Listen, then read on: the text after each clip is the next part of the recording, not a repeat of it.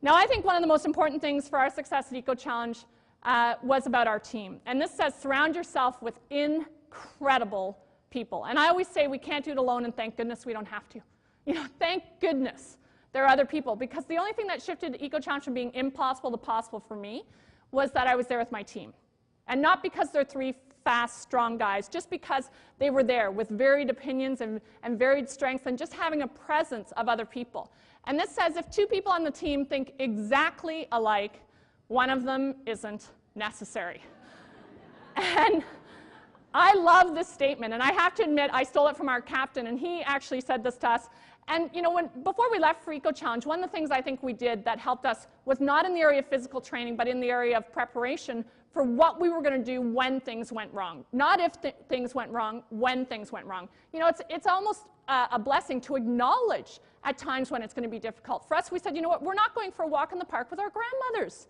We're going to Eco-Challenge. And if you've ever watched it, the cameras love to kind of hone in to teams that are having problems. And they're usually arguing, and I saw in the jungle things that I saw teams having what I call heated agreements. Heated agreements. They were in full agreement that they had massive problems. Massive problems. And they would argue about whose fault the problem was, you know, how bad the problem was. I saw a team arguing about whether they had a problem or not. And it takes massive amounts of physical energy to argue. And so what we agreed on was when things went wrong, we would do one thing. We would all come together as a team, and all we would say is, how do we improve this situation right now? How do we improve this situation right now?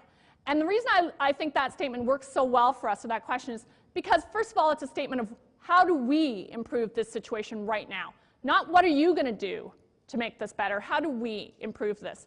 And if you think about the question, the only way to answer it is with a possible solution. And so what we found was, as soon as you asked that question, you just had all of us start to kind of think about, how can we improve it? What can we do to improve this? And we'd start throwing things out.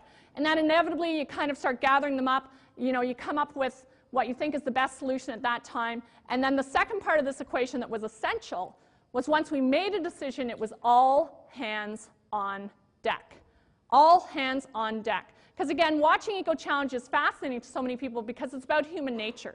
And often what you saw happening in these teams that started infighting and insulting and being critical of each other was they would just argue. So the captain would step in and he'd say, since you can't make a decision, I'll make the decision. And he'd make the decision and he'd march off leading the team. And the team would fall in behind him, and the cameras following them very closely, and inevitably one of them would turn back to the camera and say, yeah, like this is going to work.